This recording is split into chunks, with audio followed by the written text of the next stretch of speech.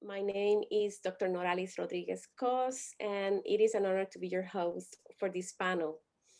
As a Puerto Rican feminist scholar who is a guest in the place where this presentation is physically hosted, which is in Spokane, Washington, I want to begin this event by recognizing the traditional homelands of the Spokane, Coeur d'Alene, and Kalispel indigenous people who are connected through their shared history of this region. This land holds their cultural DNA, and it is their ancestors who are here and bring forth the knowledge of this place, the knowledge that comes from the land. I want to also thank our attendees that are connected from different parts of the world right now, and those who have contributed to this event, including our program assistant, Amity Malloy, doctoral student in the Department of Geography and Environment at the University of Hawaii at Mānoa. Our session sponsor, the Department of Women's and Gender Studies from Gonzaga University, and our speakers, Dr. Marina Carrides, Dr. Evyn Laspirito Gandhi, and myself. I will introduce our speakers shortly, but first I want to reserve a minute to introduce the Island Feminisms Project to give some context about the speaker series. So the Island Feminism Project began to take form in 2016 when Marina Carrides and I began to collaborate in what was the first presentation about island feminisms at the International Small Island Studies Association conference in Lesbos Island that same year. At the time, Karides was teaching a course with the same title, Island Feminisms, and at the University of Hawaii at Hilo. And I was working in a theoretical framework for what was then my dissertation that included both islands and feminist theories. We identified the need to have transnational conversations about islands. And I'm quoting part of the work that Marina Carrides wrote on a piece titled Why Island Feminism, having these conversations driven by the need to develop a conceptual orientation to the intersections of island with gender, sexuality, race, nation, and class that will include the goal of encouraging more feminist research on island context that applies an island studies perspective, studies of islandness and island societies that include feminist orientations, cataloging and documenting shifts in gender and sexuality on islands resulting from the impact of globalization in forms of such as tourism, militarism, and development, and an appraisal of concepts and theories of islands through the lens of feminism. So um, and after the years of collaboration in 2019, we began to organize the inaugural Island Feminisms Conference that was planned for June 2020 at the University of Hawaii at Hilo, which received a wonderful response from participants that sent their proposals about their work in the Philippines, Japan, Puerto Rico, Barbados, Haiti, Hawaii, and other parts of the world. Unfortunately, due to COVID-19, as many other events, the conference was canceled. And this speaker series serves um, as today as an alternative gathering to stay connected and eventually extend an invitation to an in-person gathering, hopefully in June 2022, but this time in Puerto Rico, where we plan to do the next conference. And so we focus this speaker series on three main concepts: place, justice, and movement. When we talk about place, we are trying to discover the distinct forms of activist cultures shaped by islands and as compared to other geographies. Justice in terms of defining systems of power and inequality, such as racism, classism, and sexism, on how island and how they are perceived, manifested, and resisted within island geographies, and movement, island-centered mechanisms of social and cultural resistance and strategies for island, archipelagic, and transnational islandness. So our speakers for today, we will listen from Dr. Marina Carrides. and me about the founding and future of the Island Feminism projects. Karides is a sociologist and professor in the Department of Geography and Environment at the University of Hawaii at Mānoa. Areas of specialization includes island studies, global social movements, qualitative methods, world systems analysis, race, gender, class, economic development, and coloniality. Karides is the first author to address island feminisms, including a book chapter titled An Island Feminism Perspective, Convivial Economics, and the Women's Cooperative of Lesbos, and Why Island Feminism, both pieces published in 2017. As previously mentioned, I am Dr. Noralis Rodríguez Coss. I am a Puerto Rican feminist scholar and assistant professor in the Department of Women's and Gender Studies at Gonzaga University. My research focuses in the areas of gender violence, feminist activism, public protest, body decolonial performance, and island studies. I explored the field of island feminisms in the context of Puerto Rico, which is what I will discuss today. And our third speaker is Evyn Laspirito Gandhi. Is a scholar, writer, and filmmaker whose work engages critical refugee studies, settled colonial studies, and trans-Pacific studies. She's currently serves as an assistant professor of Asian American Studies at the University of California, Los Angeles. And so before we begin, I want to emphasize that this presentation is being recorded and it will be archived in our website for the public to watch and use as an educational resource. We will start today with Karides and me, followed by Gandhi's presentations. And our program assistant, Amity Malloy, will keep attendees muted, but please feel free to write questions in the chat, which is a button that you will see in the menu. Malloy will collect those questions and to be answered by the speakers during the Q&A section at the end of the presentations.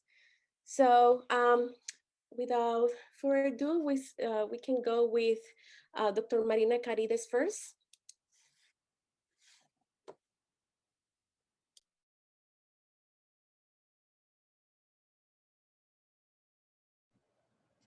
Okay, aloha, everyone. Welcome to our webinar series. We are so very glad to have you join us from so many places in the world.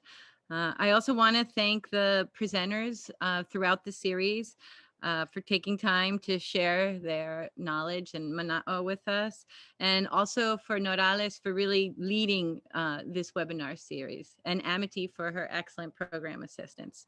For Noralis and I, one of our goals of the Island Feminism Project is to link scholarship and activism in island studies transnationally.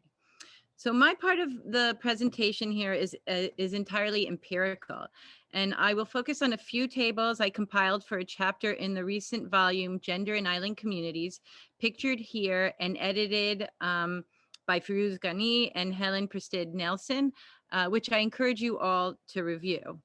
What I address today in brief is the state of the field of island studies through an evaluation of the representation of geographical region, topic, and authors, gender in the two main island studies journal also pictured.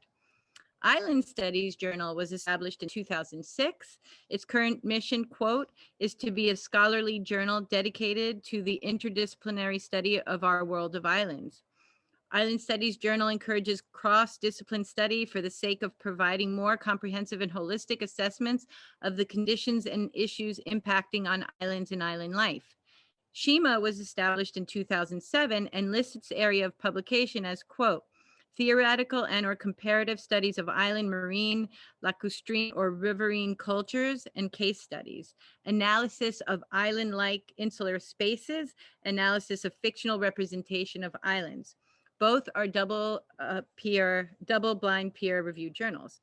Part of the goal for today is to encourage those of you who are writing and researching about and on islands to consider to submit your work to these journals as a strategy of reorienting island studies towards feminism, decolonial perspectives. As a perspective, island feminism is nascent and evolving, but what it provides is a spatial analysis of intersectionality and decoloniality, and that gender and islands matter. In addition, the dovetailing of feminist activism and scholarship and its tensions are well known. Island studies, on the other hand, appears to be largely academic and separate from the grassroots struggles of islanders. With few exceptions, it seems that island theorizing arrives from the global north, while island activism is most visible in the global south. Briefly, I focus on, in regards to methods, I focus on keywords of journal articles as listed by authors. Keywords allow for an understanding of both the authors and the journal's most concise framing of scholarship. Recognizing the exponential production of scholarship recently, keywords analysis are conducted to identify major trends in various fields. I also address representation of authorship by gender. Because both journals, Shima and ISJ, are digitally available, I was able to analyze keywords listed from 2006 to 2019 in ISJ and 2007 to 2019 in Shima. So this next slide is a visual representation of the data, so you can see regions addressed or absent in these journals comparatively. While both journals seem to favor the global north over the global south, Shima presents a far narrower focus of island regions. Especially striking was the overwhelming number of keywords identifying islands and regions in Europe, largely the United Kingdom. With Shima N at 99, almost double that of ISJ at 53, in mentions of Europe and its islands. Keyword listings of the Channel Islands, Shetland, Orkney, or English Islands, for example, far outpace other regions and nations. Islands in Asia, off the coast of, off the African coast, Japan, and the islands that make up its archipelago, including Okinawa Prefecture, also attracted double-digit mentions in keywords in Shima. Canadian islands, with 16 mentions, including articles that listed British Columbia, Prince Edward Islands, and Newfoundland as place names, as well as Canada, were also well represented in Shima between 2007 and 2019. I do want to mention that it may be that regions like Prince Edward Islands that are centers of island studies may explain some of this overrepresentation. The Caribbean and the Mediterranean were distinctly less represented in Shima as compared to Island Studies Journal, where the Caribbean had 7 listings in Shima and the Mediterranean 12. In Island Studies Journal, the N was 23 and 34 for ISJ. Overwhelmingly, though, the Pacific, where Island Studies cut its teeth, was well covered in keywords in both Island Studies Journal and in Shima, only second to European regions.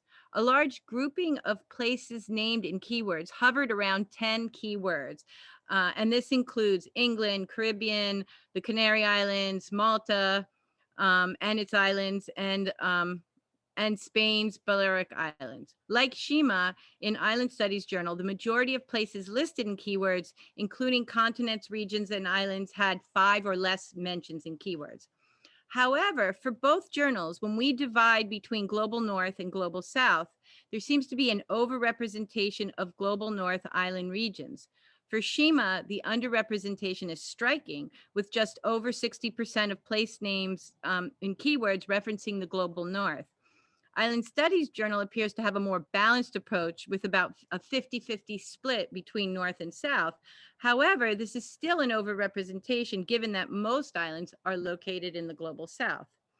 The underrepresentation of post-colonial, occupied, and or semi-autonomous islands is particularly poignant given the very real material and ecological concerns faced by communities living in these islands, socioeconomic infrastructure concerns, as well as indigenous rights and cultural survival broadly. This next table lists articles in the journals that address gender and sexuality related topics.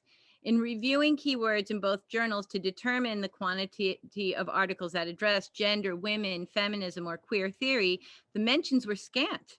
Represented in this table and the next one is the total sum of articles in both journals that have analytically addressed gender, sexuality, feminism, masculinity, queer theory through mid-2019. SHIMA hosts more articles than Island Studies Journal that includes a gender focus, and it was also the first outlet to publish an article on island feminism. Yet half of SHIMA's gender, sexuality, or queer-focused publications are part of a special issue dedicated to mermaids, merculture, and the aquapelagic imaginary. And that was recently published in 2018. A fifth gendered focus article by Mandy Roswell was issued that same year and completes a wonderful analysis engaging feminist theory of masculinities in island settings. A few of the articles in that mermaid special issue I identified as problematic because they dismissed or did not engage with gender or feminism. And I think improvement in these journals depends on increasing feminist trained reviewers. So turning to, so the next slide is just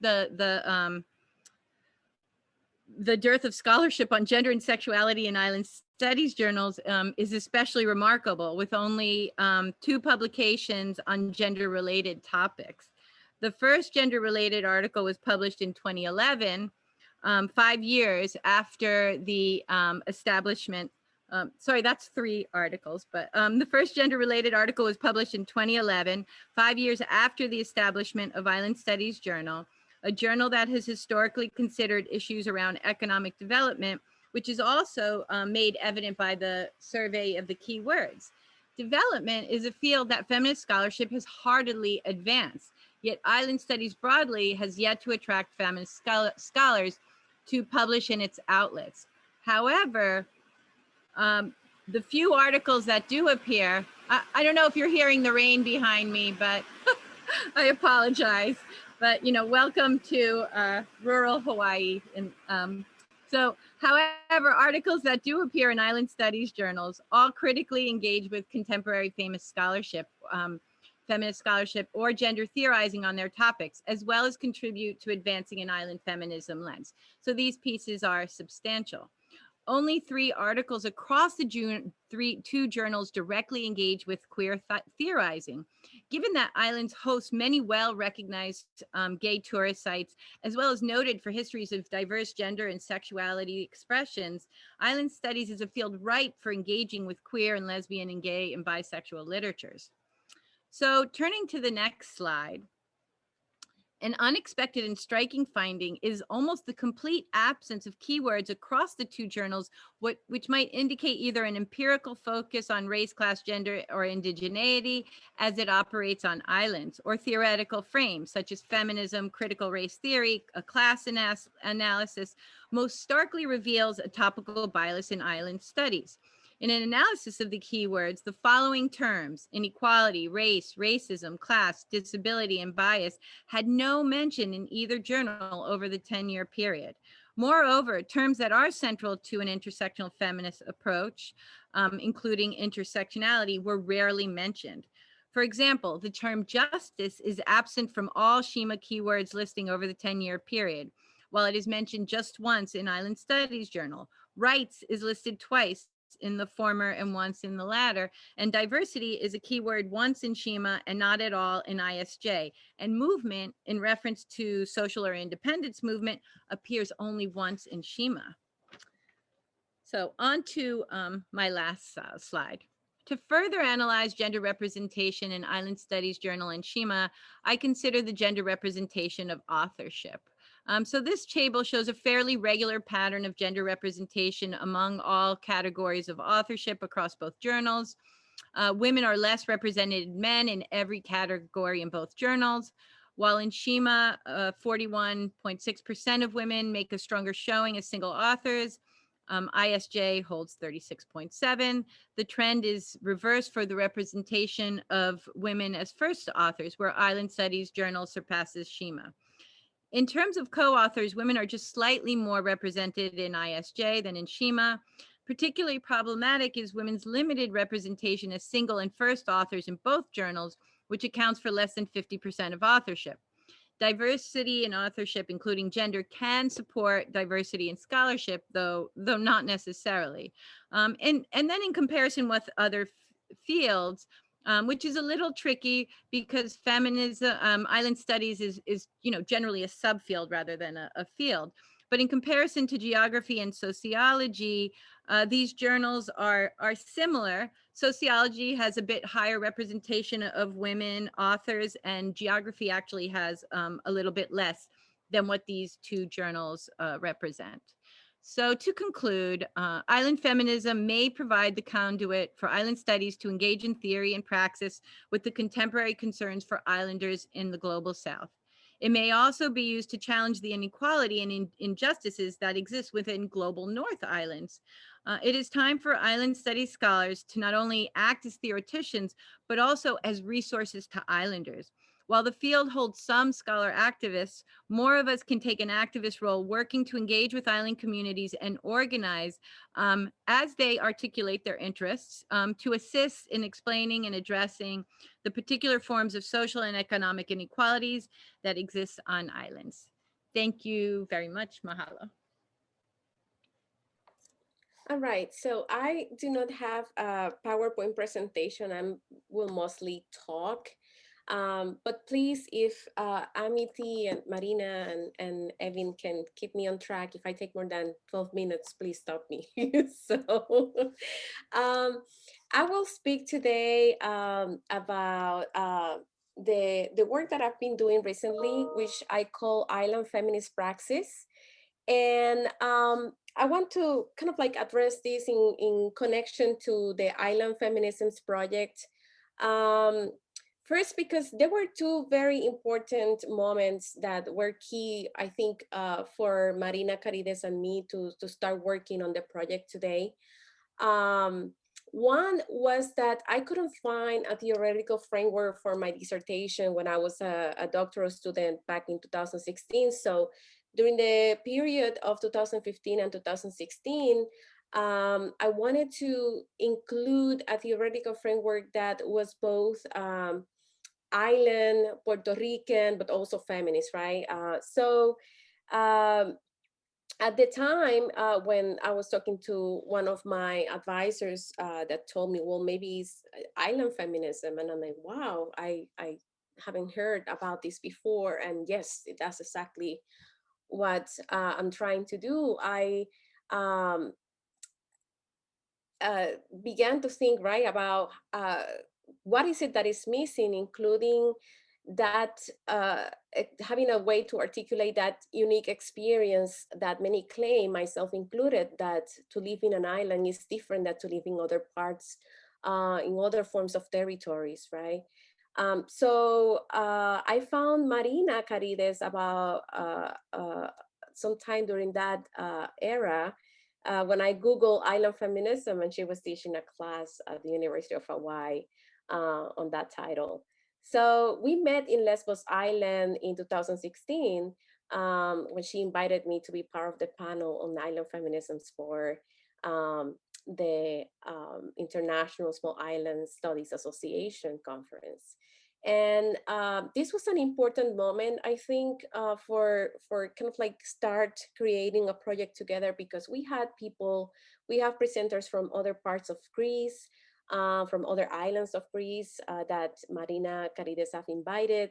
And we also encounter ourselves meeting people with from Sri Lanka and other parts of the world that saw the need, right, of talking about gender and sexuality within this island studies field.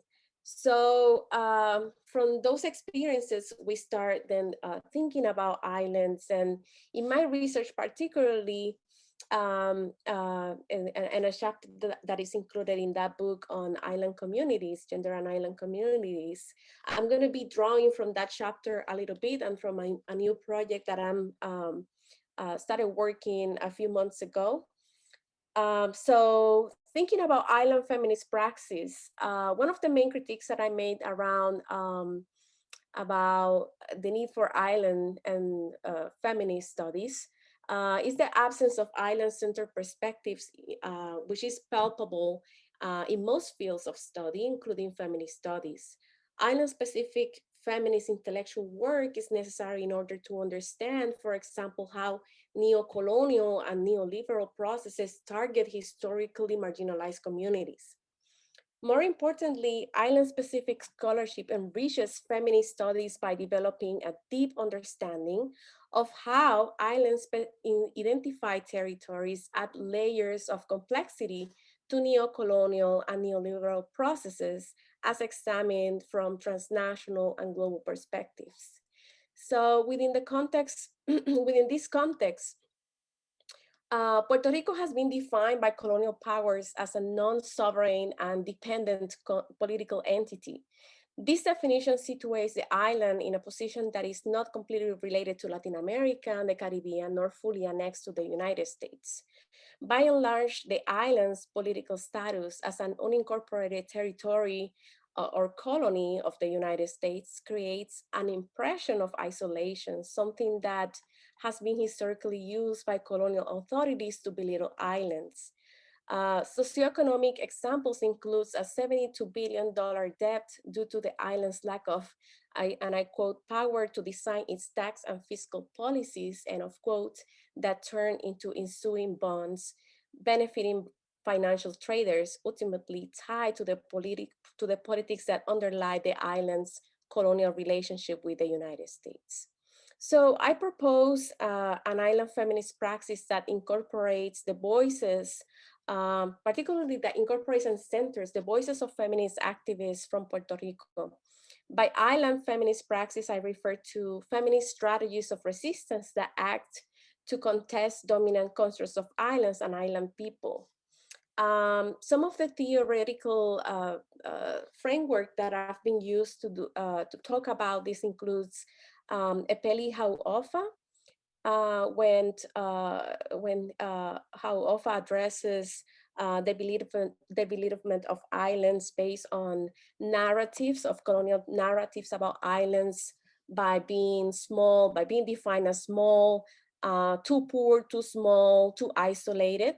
And I make connections about this with recent, and this is just one example, with recent narratives used by former president of the United States after Hurricane Maria that was not sending aid to the island of Puerto Rico, saying that Puerto Rico was an island in the middle of the ocean, a big, big ocean, right?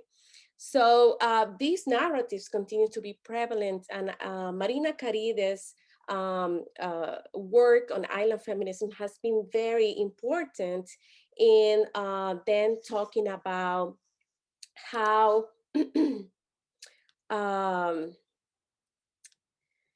uh, the, these inflammatory narratives are embedded in heteropatriarchal systems that socially construct female-identified bodies as inferior, in thinking about gender, race, class, and sexuality, that one can identify how not all islands peoples experience these narratives in the same way.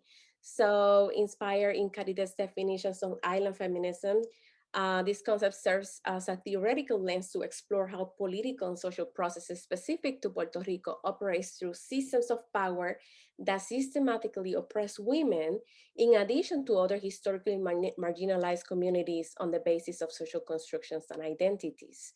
So I've been working on that theoretical framework, and also including feminist theories Nagar and Swar, um, Richa Nagar and Amanda Swar, who point out the significance of feminist praxis as not only a process of knowledge production through collaborative dialogues, but also as an action that provides a way to radically rethink existing approaches to subalternity, voice, authorship, and representation. So feminist practices in this sense values multiple modes of knowledge production and reconceptualizes visibilities of authorship and representation beyond the walls of socially legitimized institutions. And so I will keep this presentation away from the academic perspective of island feminist praxis now, and instead I will focus on the work that collectives and organizations are doing in Puerto Rico at the moment in order to highlight grassroots alternative organizing to state structures dealing with poverty and other precarious conditions affecting many in the island today. They are addressing social justice issues that have been aggravated by the impact of two major hurricanes in 2017, earthquakes that have left many without homes and public schools since 2019, a pandemic, a political crisis, including the forced resignation of a governor in 2019. So these are some examples of island feminist praxis, meaning a theorization and action of the modes and strategies of feminist resistance on islands, centering the voices of people living in and seeking to mitigate social injustices. And so by looking at these examples of island feminist praxis, it challenges current constructions of islands as sites of social crisis and highlights possibilities for future humanistic inquiry of these geographies. I want to highlight three. I have many in mind, so I cannot cover all of them in this presentation. But one that is very important right now is Colectiva Feminista en Construcción. Other groups, other feminist identified collectives, so La Juntilla. Um, Feminist groups like these ones have been denouncing all forms of oppression experienced not only by women in all their diversities, but also pointing out ways in which colonialism, neoliberalism, capitalism, and other systems of power and inequality affects the livelihoods of people in Puerto Rico. One example has been the state of emergency order that the current governor signed this past January 25, so just a few days ago, after more than 2 years of activism in front of their governor's house in many different spaces where they were asking the government to announce, to sign a state of emergency order. In order to address the issue of violence, gender-based violence, right, of machista violence in the island that has been very aggressively happening in the island in the past few years, especially aggravated again with the hurricanes and the many issues that are being experienced in the island. So this order finally will open space for to address the issue in its different spaces. Not to mention, right, that there's a lot of work behind this, and there are many critiques also that can be addressed, but for a matter of time, I can't address here. I want to also mention Colectivo ILE, a group that was founded in 1992, whose mission is to educate, organize, and research to strengthen anti-racist and decolonizing work that leads to generating changes in the community, academic, spiritual, psychological, social, cultural, economic, and political spheres inside and outside of Puerto Rico. One of their works has been Negras, which is an Afro-descendant women radio show that address academic and community projects related to Blackness and racialization in Puerto Rico, and it was founded just in 2019. So this is one of the big projects, right, that Colectivo L brings after the hurricanes and in this process of work. And Todas is a journalistic project that was born from the need to see voices of women and the issues that directly affect them reflected in Puerto Rican press. Its motto is Solidarity Journalism because it defines our commitment or their commitment to denounce injustices and oppressions and their relationship with the movements of citizen claims. Um, and lastly, Taller Salud was founded in 1979.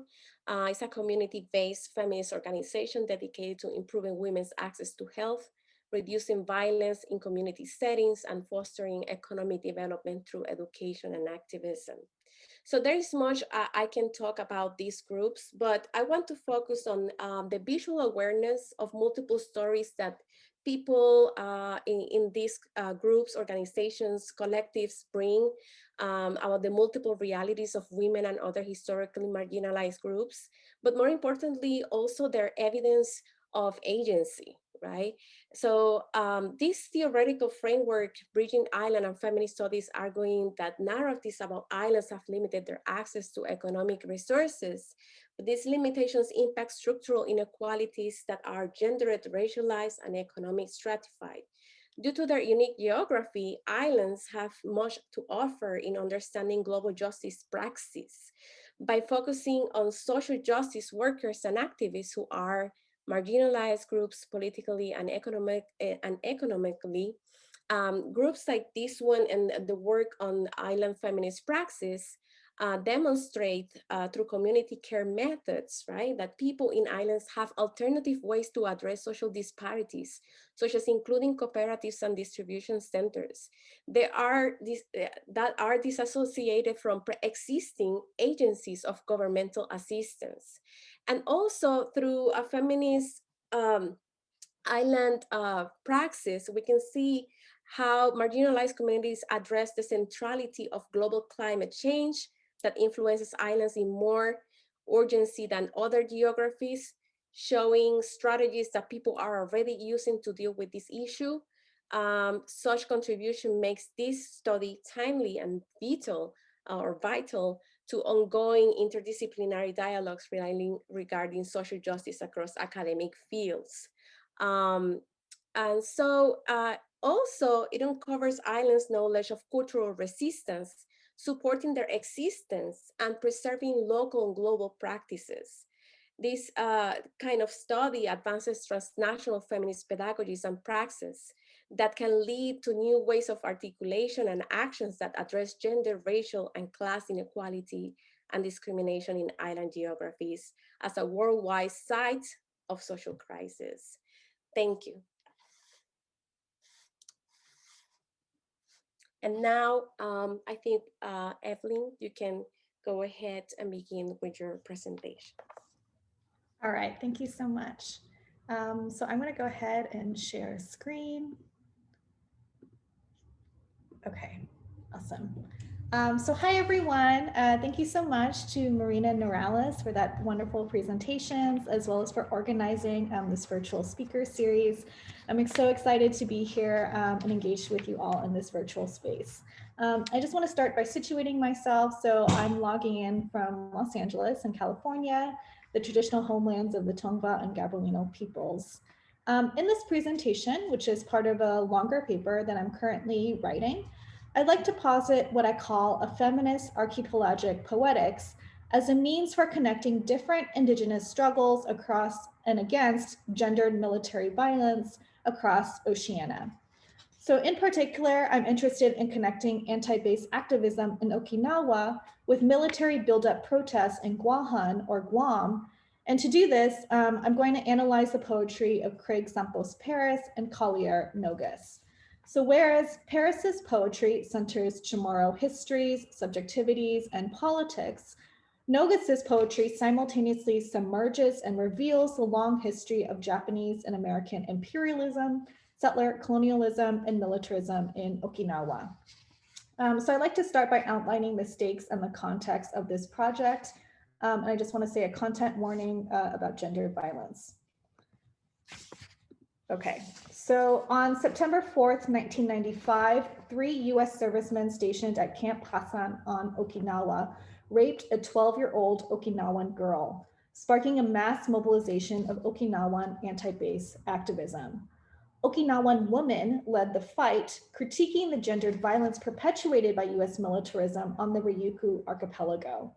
So such mobilization was but the culmination of a much longer history of Okinawan anti-base protests, which originated in 1945 following the construction of Kadena Air Base during the US occupation of Okinawa after World War II. And it extended through the 1970s when disaffected Vietnam War soldiers stationed on Okinawa, particularly Black soldiers who faced racism in the military, also joined the struggle. So 11 years later, in 2006, Okinawan anti-base activists won a significant concession when the United States and Japan signed a bilateral agreement to move US Marine Corps Air Station Futenma from the densely populated city of Ginowan to the coastal district of Henoko, and transfer 8,000 Marines and their dependents from Okinawa to the US unincorporated territory of Guahan, also known as Guam. So at first glance, this bilateral agreement entitled US-Japan Roadmap for Realignment and Implementation seems to have satisfied the multiple stakeholders involved. So the US maintained its military presence in the Asian Pacific, Japan appeased some of its Okinawan citizens' demands, and Guahan's leaders ostensibly welcomed the influx of Marines. So in a January 2010 white paper entitled An Opportunity That Benefits Us All, a straightforward descriptive paper on why we need a military buildup, for example, the Guam Chamber of Commerce argued that the military buildup would increase revenue, generate business and employment opportunities, and expand the island's tourism industry. In reality, however, many Guamanians, particularly Chamorro indigenous rights activists, have expressed concern that such a large influx of US Marines from Okinawa would accelerate Chamorro land dispossession, damage Guahan's already fragile ecologies, and increase the gendered violence propagated by the military's presence on the island. So given these indigenous critiques, I posit the necessity for a feminist archipelagic poetics. So I'm thinking of this as a poetics that illuminates but also calls forth what Chadwick Allen calls trans-indigenous relationalities or connections, in order to refute the ways in which the livelihoods of colonized Pacific Islander peoples have actually been pitted against one another to further Japanese and American gendered military violence across Oceania, particularly in the wake of World War II. So in other words, I don't think that it's a solution, to the Okinawan anti-base activism to just say, oh, we're going to move these Marines to Guahan and now it's the Chamorros people's problem. So the longer paper reads Craig Santos Paris's From Unincorporated Territory Guma, the third installment of his ongoing From Unincorporated Territory series, alongside Collier Nogues's The Ground I Stand On Is Not My Ground, which is a book of erasure poems. So feminist archipelagic poetics reorganized trans-Pacific spheres of influence to facilitate trans-indigenous coalitions, articulating political entanglements across multiple shores. So in their poetry, both Paris and Nogues draw trans-Pacific connections between not only Guahan and Okinawa, but also Hawaii, the Marshall Islands, and Hong Kong, to name just a few. Both of them remix colonial and imperial archives, critically juxtaposing different islands of text to illuminate archipelagic relationalities that have been suppressed by the United States and Japan. So read together, these two books illuminate historical and contemporary entanglements between Okinawa and Guahan. So this paper focuses on two key aesthetic strategies that Paris and Nogues use to enact feminist archipelagic poetics. So hypertextuality and intertextuality. Hypertextuality, from the Greek root hyper, meaning above or beyond, resists the isolationist logic of colonial and imperial archives, opening up what Deleuze and Guattari called lines of flight via a turn to the digital. I analyze how Paris and Nogues's poetry span the physical page and the digital web in order to further encourage readers' engagement with their feminist archipelagic poetics. Intertextuality, meanwhile, rather than linking elsewhere to the virtual space of the internet, links across and between, situating Paris's and Nogues's poetry within a specific literary and historical context. So both poets cite the modernist poet Ezra Pound in order to locate themselves from a particular avant-garde poetic tradition, as well as to critique the ways in which that very tradition has been intimately shaped by the racial and gendered history of World War II in the Pacific. So for the sake of time today, I'll just focus on one of Nogues's poems, a radio speech, which is featured in The Ground I Stand On Is Not My Ground, a book of erasure poems of, from, and about Okinawa. In erasure poetry, the poet takes an existing text and erases, blacks out, or otherwise obscures a large portion of the original text, creating a wholly new poem from the remnants. In The Ground I Stand On Is Not My Ground, Nogus, an American poet who grew up on Kadena Air Base in Okinawa, is therefore implicated in these histories of US militarism, selectively erases an imperial archive of documents from the early 19th century to the present. These documents that are both American and Japanese military documents, government documents, etc., in turn erased the indigenous people, land, and culture of Okinawa in their effort to reformulate the island and the larger Ryukyu archipelago as a space of first Japanese and then American securitization before, during, and after the Pacific War. In his blurb of the book, Craig Santos Perez writes that Nogus's poems, quote, express a desire to erase violence, end quote, disassembling, quote, the official discourse of empire to articulate a dream for an island of peace, end quote. So to erase in this project is to both call attention to the originary violence of indigenous erasure, as well as to refuse the imperial archive as a totalizing power over representation. So in sum, Nogus selectively drowns imperial texts in order to make visible a new archipelago of poetic juxtapositions in the wake of trans-Pacific militarization. So first I'd like to show you the hypertextual dimensions of Nogus's poetry. A QR code included at the poem's printed page, which you can see here, directs the reader to an accompanying website for The Ground I Stand On Is Not My Ground. So I'm going to stop screen share here and actually show you the website. So give me 1 second. Okay, so you can see the website here.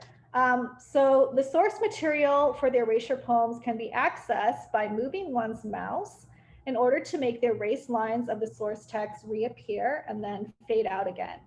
So in sum, Nogus's hypertextual aesthetics extends across both the physical poetry book and this virtual website, necessitating a feminist archipelagic reading practice that holds both the physical and the digital within the same oceanic frame. Okay, now I'm going to go back to my PowerPoint.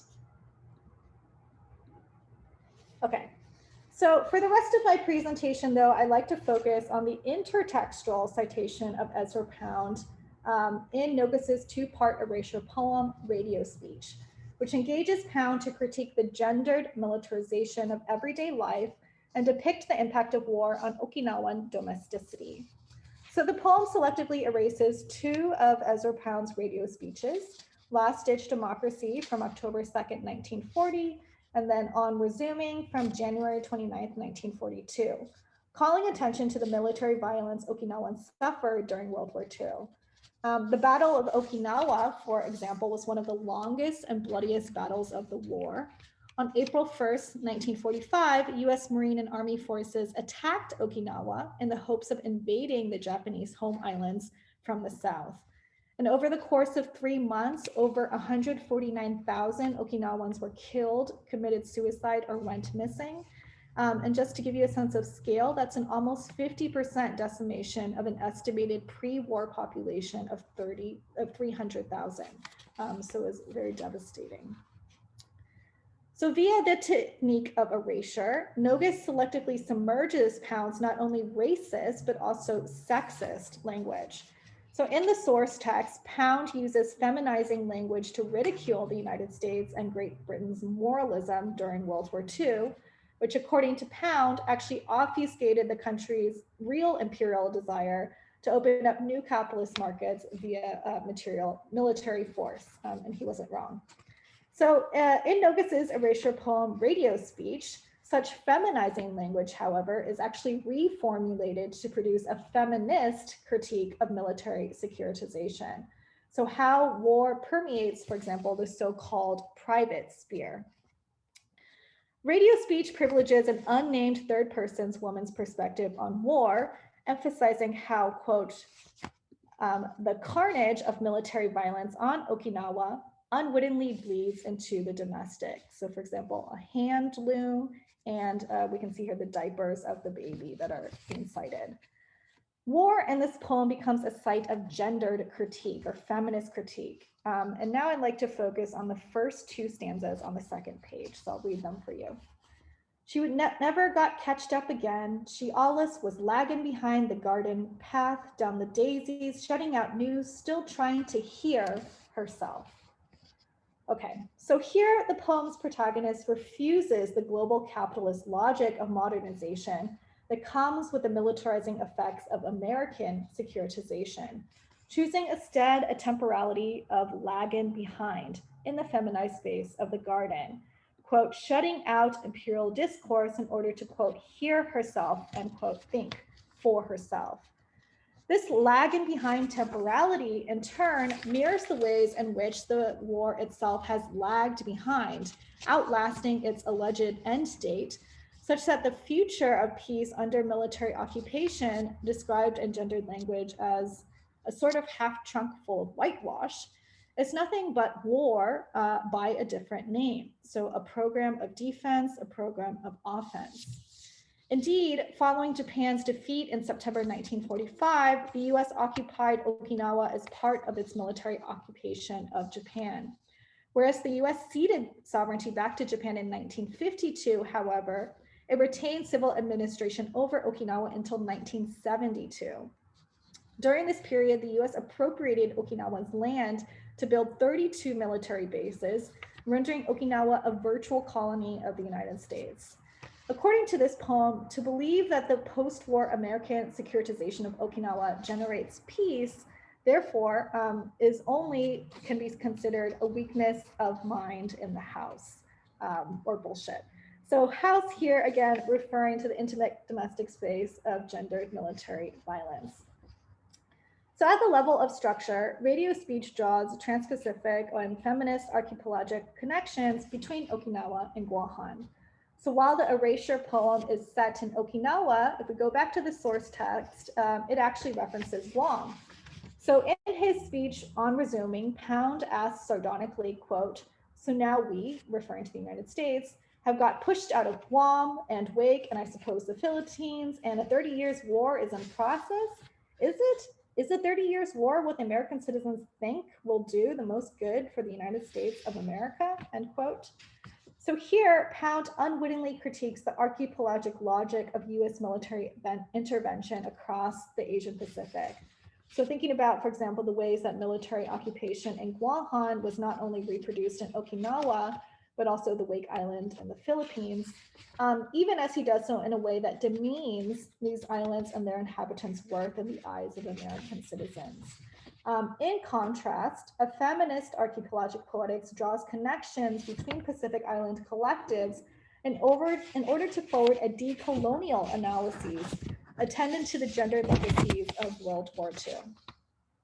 So just wrapping up, by way of conclusion, I'd like to note that feminist archipelagic poetics as a form of anti-imperial and anti-colonial praxis is not isolated to published poetry, but rather has been and continues to be practiced in activist spaces not traditionally understood as poetic.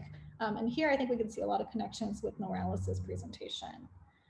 As other scholar activists have documented, quote, alliances between Chamorro groups, Okinawan anti-base activists, and partner organizations in mainland Japan have strengthened opposition to military base expansion in all three places, as organizers stand together in solidarity, trying to stop the military from pitting one community against each other, end quote. Indeed, my project seeks to engage with and contribute to ongoing activist efforts to curb military gendered violence in the Asia Pacific via analysis of feminist archipelagic poetics, such as that we can see in the poetry of Craig Santos Perez and Collier Nogues. So as activism inspires poetry, so too does poetry broaden the horizons of what activists can imagine and view as politically possible. So thank you so much.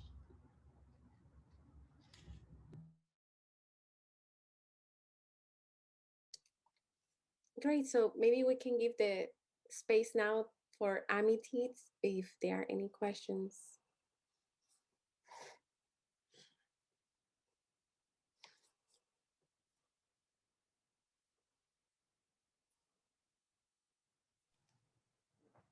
thank you guys both for, well, all three of you for wonderful presentations. Yes, if anyone has any questions, please add them to the chat at this time. Personally, I was very unaware of the Poetics, Evyn, and I was really impressed by that. I was wondering if it is quite often seen as a very performative space that leads to more poetics to be written about those events that actually create the, does that make sense? Like the events, do people write much about those? Yeah, I mean, I guess I'll start by saying that both Craig Santos Perez and Collier Nogues, wear different hats. They're both poets, they're also scholars, but they're also activists. So I think that they themselves are very implicated in these struggles. But in terms of the scholarship, a lot of people have read their poetry in isolation from one another, right? So thinking about Craig Santos Perez's poetry primarily within the context of Guam or Guahan, and then thinking about Collier Nogues's poetry primarily within the context of Okinawa. And given that there's this ongoing move for the US and Japan to pit Okinawa and Guahan against one another, there's been ongoing protests to protest the military buildup and these influx of 8,000 Marines. And they've successfully have it paused, but not completely halted. So, I think that given that this is an ongoing sort of struggle, I just want to sort of highlight the ways that these activist scholars' poetry actually can help us envision some of these connections as well, and just give us, I think, some greater language that can then be retranslated back into these activist spaces. Thank you. We have a question that's also for you, Evyn. That is the militarism something island studies should do deeper framing of an island feminism, or as island studies theories to flourish? That's a great question. And, I'd love to, I guess, also defer to Marina Noralis. I think in my work, in terms of why I'm interested in archipelagic studies and island studies, it is very much through the framework of different militarisms. My focus is more on sort of the Pacific than the Caribbean and other island sites. And so there, I think we see a very long history of Japanese, militarism and imperialism that was then replaced in the post-World War II period with American imperialism and settler colonialism. So for me, I think that they're very important analytics when we think about Pacific Islander spaces and how they have been pitted against one another. But I think that a lot of on the grounds work for solidarity and coalition building is happening that is really very much critiquing the military framework. Thank you. Thank you so much. I realize that we only have a couple minutes left. So for that reason, I would like to direct one last question to Noralis. Noralis, how do you feel that growing up on an island has impacted your theoretical intellectual orientation? I moved from Puerto Rico when I was 25 years old to Connecticut to do a master's in women's studies. So that's how eventually I stay in the United States when I found a job after my PhD. But I think in big part, one of the things that I discuss in a different chapter writing about affect theory and islands and feminist island studies is thinking about how I learned a lot about living in an island from outsiders, and in particular by encountering a group of poets and artists from that identify as Nuyorican and are Nuyorican or Puerto Ricans born in New York, born and raised in New York. For many of them, it was the first time they were actually visiting the Puerto Rico, and it was the land they call home, right? So to me, it was a huge impact to know that they knew so much about the island's history, thinking about militarism, for example, and because this was actually for a poet, it had a name about like a telethon, but a poethon, right? So it was an event, a whole weekend of event of poetry. I was writing poetry as well, and and it's interesting, that connection to poetry, right? Because it was through that event that I realized how much I didn't know by being maybe an insider of how much other people that love the island so much knew, right? And they taught me so much that I started questioning in that moment, not only where I was living, but the colonial relationship with the United States. And this is in a moment, the poetry event was actually to asking to close a military base in the island of Vieques, which is a municipality of Puerto Rico. And since then, I've been questioning a lot, but it was not until I read Epeliha Ofa, when he talks about islands being too small, right? And that being something that define island by a colonial perspective, that I found myself until the 2016 saying that Puerto Rico was a small island, right? So, so there is so much work to do, especially when we come from this colonial way of thinking, that to unlearn that information, it requires a lot of work. And then you eventually make connections to feminism, particularly when we look at violence against women or gender-based violence, right? Which is some of the conversations I've been having with Karides. I don't know if Karides wants to add something about that, but of thinking that how much we if we don't think about the island itself, about the process of patriarchy being introduced by colonizers, right?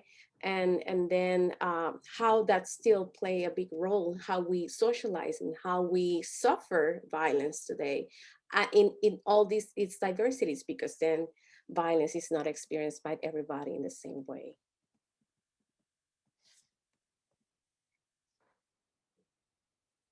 Any maybe final comments that Marina, you would like to say? No, I think I won't. I think the presentations and your address to it was awesome. But I know, Amity, we have one more question we're going to ask that was, I guess I probably can ask it from Shauna, and realize that many of you have to go. We're a few minutes over, but we'll ask this question and then finish up from there. So what Shauna asks is, I wanted to go back to the conversation about island feminism and ask if you could talk a little bit more about island feminism and how it works with and pushes transnational or third world feminism, if you think it does. And I mean, I think all of us can respond, but I'll just quickly say, for me, is, part of it is that it brings intersectionality with place, right? And with geography.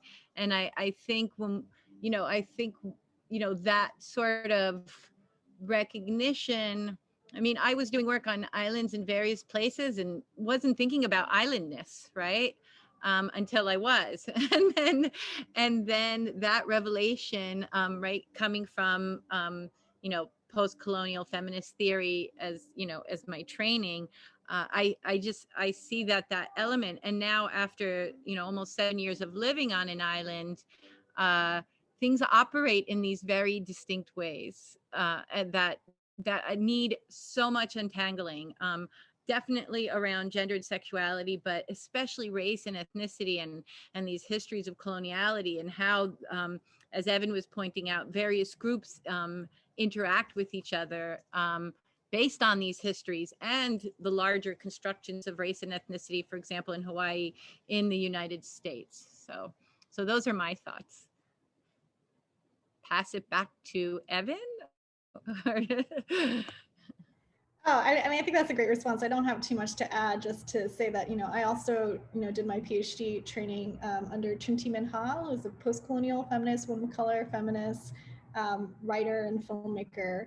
So I think that her work has really inspired my direction and engagement with island studies and island feminisms as well.